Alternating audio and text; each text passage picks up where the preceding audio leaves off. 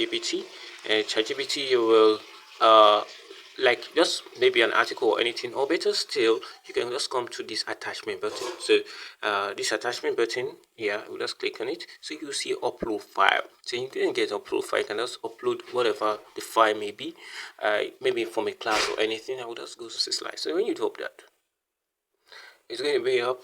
Then you just are mostly interested in the title of the slide, so I can just come here and take the title of the slide here. Then we'll just come slidego.com.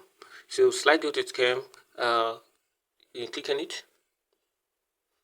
So you say you come to AI presentation maker, so you come and paste the topic here.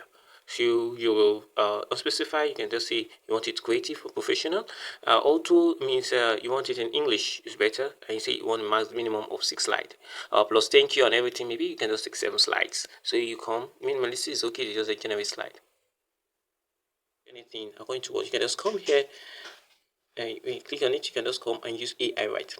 So which is this, so you just come here and use AI write. So the AI write can generate instructions to the what's it called, to the AI. If you want it in bullet form, you can just write it and change it in bullet form. There are many ways. You can use an option here, make it longer, change the tone, make it shorter, rewrite, whichever how you want the AI to make it, so you can do that easily. So I hope this is useful.